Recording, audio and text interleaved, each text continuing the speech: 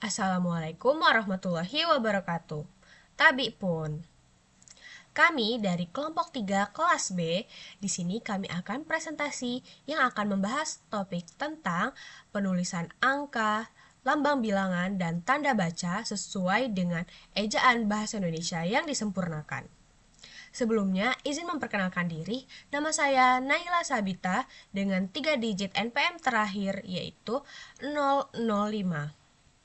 Baik, sebelum ke materi inti, di sini saya akan eh, membacakan terlebih dahulu pendahuluannya.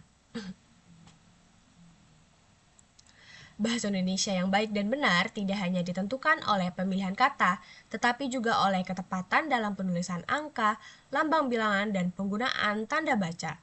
Aturan tersebut diperlukan agar informasi yang disampaikan menjadi lebih jelas, tepat, dan mudah dipahami. Tanda baca juga berperan penting dalam menunjukkan struktur kalimat, jeda, dan hubungan antar bagian kalimat. Oleh karena itu, pemahaman tentang penulisan angka, lambang bilangan, dan tanda baca sangat diperlukan dalam penulisan bahasa Indonesia. Baik, materi inti akan dilanjutkan oleh rekan saya. Dipersilahkan. Sebelumnya perkenalkan nama saya Raffi Kipari dengan 3 digit MPM terakhir yaitu 086. Di sini saya akan menjelaskan tentang bagaimana penulisan bilangan dalam aturan ejaan yang disempurnakan.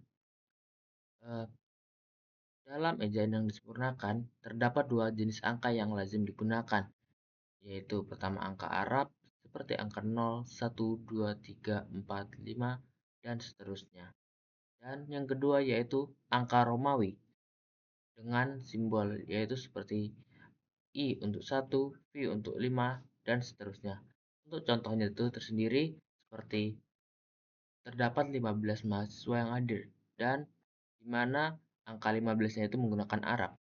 Dan untuk contoh angka Romawi itu seperti kalimat Perang Dunia II berlangsung pada abad ke-20 yang dimana Perang Dunia Kedua itu angka 2-nya menggunakan angka Romawi. Selanjutnya untuk penulisan bilangan dengan huruf dan angka. Untuk yang pertama, untuk bilangan yang dapat ditulis dengan satu atau dua kata dalam teks, itu sebagian ditulis dengan huruf, seperti 2 juta buku, dan di mana angka 2 juta itu ditulis dalam dua kata. Namun, jika berubah daftar atau perincian, itu dituliskan dengan angka, seperti 52 orang, yang dimana angka 52-nya itu menggunakan angka. Dan selanjutnya yang kedua yaitu bilangan pada awal kalimat sebaiknya ditulis dengan huruf. Contohnya seperti 150 siswa hadir diubah menjadi sebanyak 150 siswa hadir.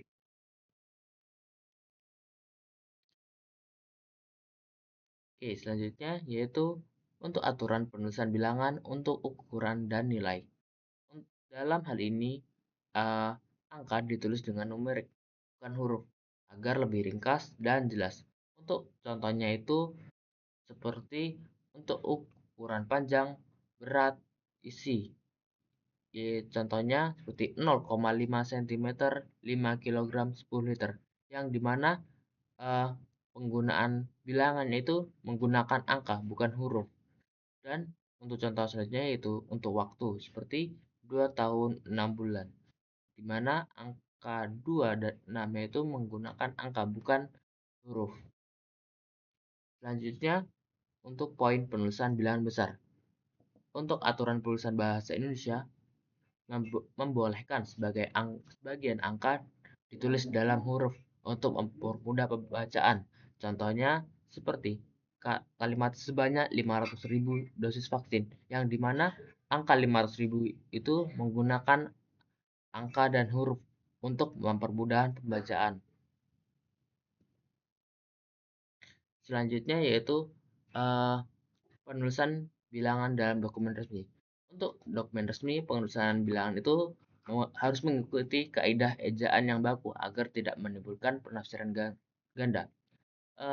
Ada 4 contoh, yaitu yang pertama dengan angka dan huruf sekaligus. Untuk contohnya itu seperti 10 juta rupiah.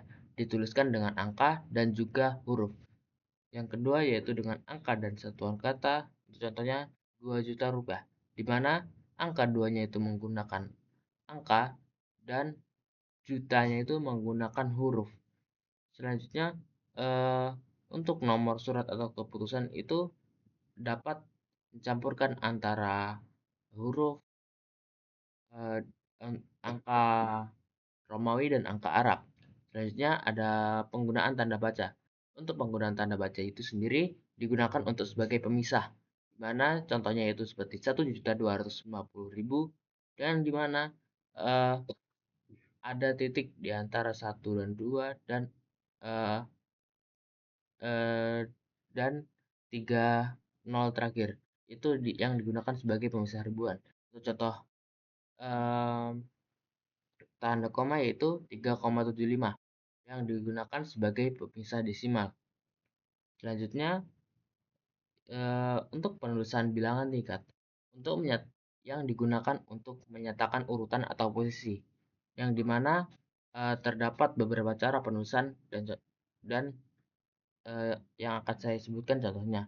Yang pertama yaitu dengan angka Romawi. Itu contohnya seperti bab 2 abad 21, yang dimana angka bilangannya itu menggunakan angka Romawi.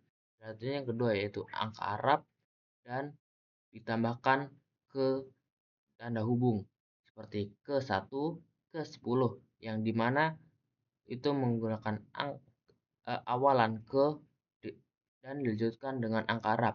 Yang ketiga yaitu dengan huruf, itu semuanya menggunakan huruf seperti pertama, kedua. Oke, sekian dari yang bisa saya jelaskan. Selanjutnya akan dijelaskan oleh kawan saya.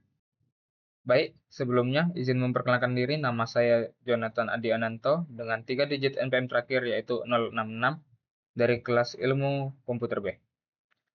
Di sini saya akan melanjutkan materi yaitu penulisan angka dengan akhiran A.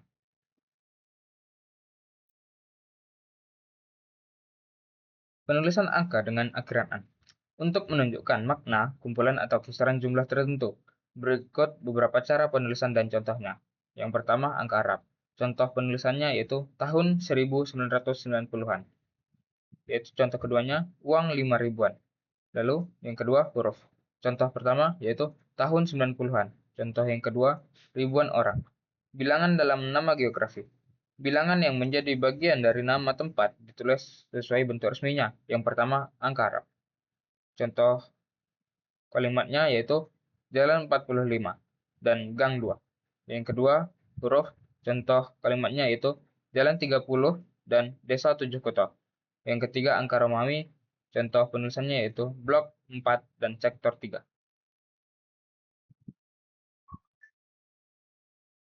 Pemakaian tanda baca. Tanda titik. Tanda titik digunakan untuk mengakhiri kalimat pernyataan dan beberapa penulisan angka atau daftar. Memisahkan jam, menit, dan detik. Memisahkan bilangan ribuan yang menunjukkan jumlah. Contoh pertama yaitu mengakhiri kalimat pernyataan. Contoh penggunaannya, mereka sedang duduk di sana. Titik. 2. Memisahkan bilangan ribuan. Contohnya, sekolah itu memiliki 1.250 siswa. Dibaca 1.250 siswa. Yang ketiga, memisahkan jam, menit, dan detik. Contohnya, pukul 2, titik, menit 15, titik, detik 30. Lalu, tanda koma. Tanda koma digunakan untuk memisahkan unsur kalimat agar lebih jelas. Digunakan sebelum kata penghubung seperti tetapi, melainkan, dan sedangkan. Memisahkan anak kalimat di depan induk kalimat. Memisahkan petikan langsung dan sapaan. Contohnya, yang pertama, memisahkan unsur dalam perincian. Contoh penggunaannya yaitu laptop, printer, dan proyektor digunakan dalam pembelajaran. Contoh yang kedua, sebelum kata penghubung. Contoh penggunaannya, saya sudah berusaha keras, tetapi hasilnya belum maksimal. Contoh yang ketiga, memisahkan anak kalimat di depan induk kalimat.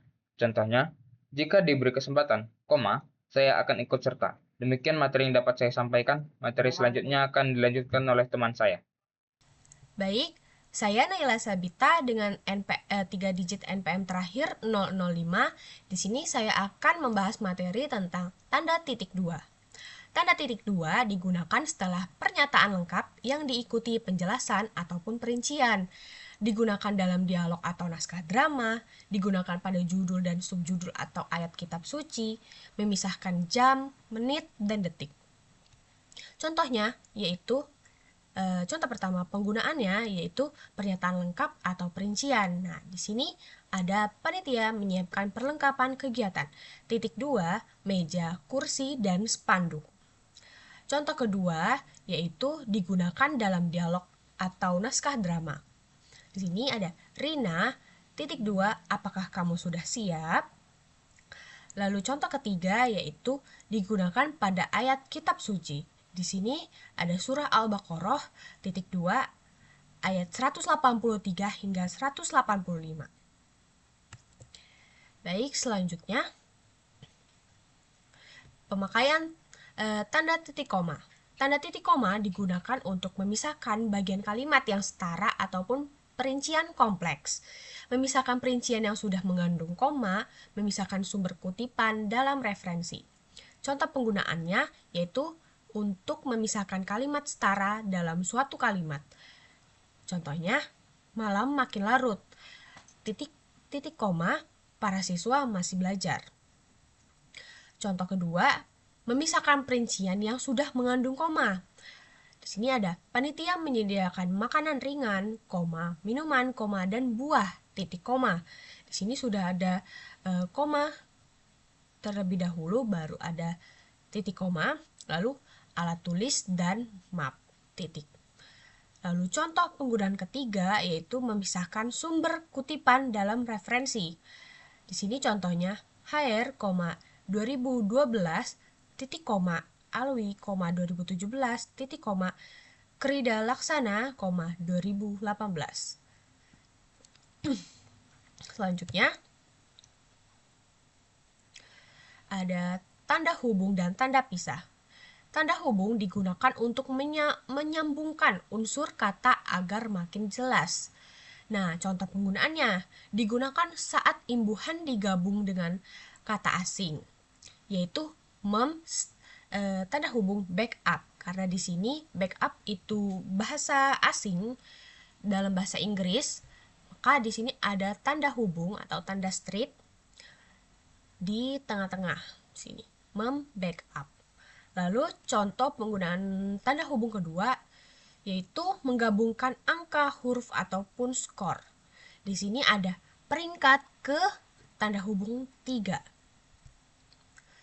Lalu contoh ketiga yaitu menghubungkan kata ulang. Di sini ada contoh anak-anak. Karena di sini ada penggunaan kata anak, maka di sini di tengah-tengahnya ada tanda hubung, ada tanda strip. Anak-anak. Lalu selanjutnya ada tanda pisah. Tanda pisah digunakan untuk memberi penjelasan tambahan, penegasan ataupun menunjukkan rentang. Nah, contoh penggunaannya itu menunjukkan rentang waktu, tanggal ataupun tempat. Di sini ada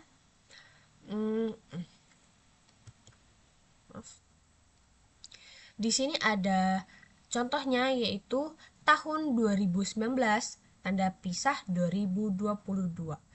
Di sini maksudnya yaitu tahun 2019 hingga tahun 2022.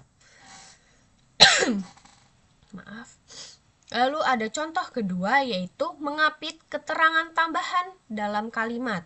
Di sini kemerdekaan bangsa Indonesia itu saya yakin akan tercapai. Tanda pisah diperjuangkan oleh rakyat. Di sini ada tanda pisah, lalu di sini juga ada tanda pisah itu mengapit keterangan tambahan dalam kalimat. Lalu selanjutnya ada tanda tanya dan tanda seru. Di sini tanda tanya digunakan untuk mengakhiri kalimat pertanyaan ataupun menunjukkan informasi yang diragukan. Nah, contohnya di sini di mana rapat akan dilaksanakan. Ini yaitu kalimat pertanyaan. Di sini ada tanda tanya di bagian akhir. Lalu selanjutnya ada tanda seru. Tanda seru digunakan untuk mengakhiri kalimat yang menyatakan emosi, seruan, ataupun perintah. Nah, contoh penggunaannya nih, ada digunakan untuk mengekspresi perasaan. Nah, contohnya ini, alangkah indahnya pemandangan ini. Nah, ini di akhir kalimat ada tanda seru. Ini mengekspresikan perasaan. Lalu contoh kedua, digunakan untuk kalimat perintah. Nah, contohnya, buanglah sampah pada tempatnya. Di sini ada tanda seru di bagian akhir kalimatnya, karena di sini ini yaitu kalimat perintah. Baik, selanjutnya akan dilanjutkan oleh rekan saya. Silahkan, dipersilahkan. Saya Shelby Metayuni dengan NPM 058. Selanjutnya yaitu tanda elipsis. Tanda elipsis ini divisualisasikan dengan 3 titik. Tanda elipsis digunakan untuk menunjukkan bagian kalimat yang dihilangkan, tuturan tidak selesai atau jeda. Contohnya, menurut saya, titik-titik-titik sebaiknya kita diskusikan lagi. Ini menunjukkan contoh bahwa tanda elipsis digunakan untuk menjeda suatu kalimat. Selanjutnya ada tanda petik. Tanda petik digunakan untuk menghapit kutipan langsung, judul karya, atau istilah tertentu. Contoh, makalah berjudul Pemanfaatan Teknologi dalam Pendidikan dipresentasikan hari ini. Kata pemanfaatan teknologi dalam pendidikan diapit oleh tanda petik karena merupakan judul dari sebuah makalah. Selanjutnya itu tanda petik tunggal. Tanda petik tunggal digunakan untuk petikan di dalam petikan lain atau menjelaskan arti kata. Berikut adalah contoh tanda petik tunggal digunakan dalam tanda petik lain. Apakah kamu mendengar bunyi kering-kering tadi? Tanya Rina. Kering-kering menggunakan tanda petik tunggal karena berada dalam tanda petik lain, yaitu tanda petik 2. Selanjutnya ada tanda kurung. Tanda kurung digunakan untuk memberikan keterangan tambahan yang bukan bagian utama kalimat. Contohnya, banyak pemengaruh atau influencer yang mendapat apresiasi karena konten yang membangun. Kata influencer dalam kurung ini merupakan kata tambahan untuk kata pemengaruh.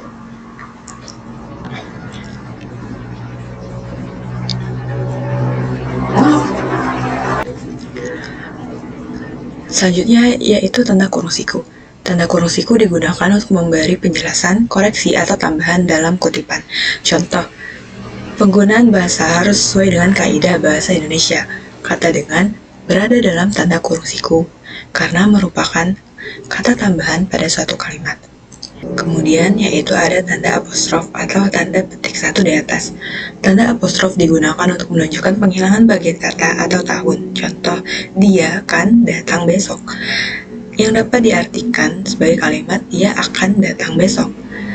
Selanjutnya yaitu tanda garis miring. Tanda garis miring digunakan untuk memisahkan unsur, menunjukkan pilihan atau penulisan teknis. Contoh, tahun ajaran 2025 garis miring 2026.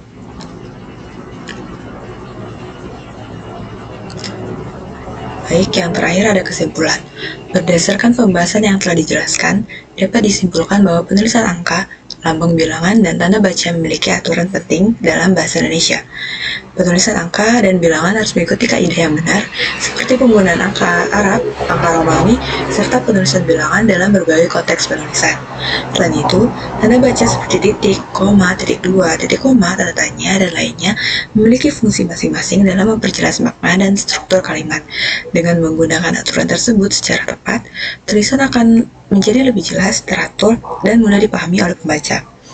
Dengan demikian, pemahaman terhadap penulisan angka, bilangan, dan tanda baca sangat penting untuk menghasilkan tulisan yang baik dan sesuai dengan kaidah bahasa Indonesia. Sekian presentasi dari kelompok kami, kelompok 3B. Bila ada kesalahan, kami mohon maaf. Kami akhiri. Wassalamualaikum warahmatullahi wabarakatuh. Terima kasih.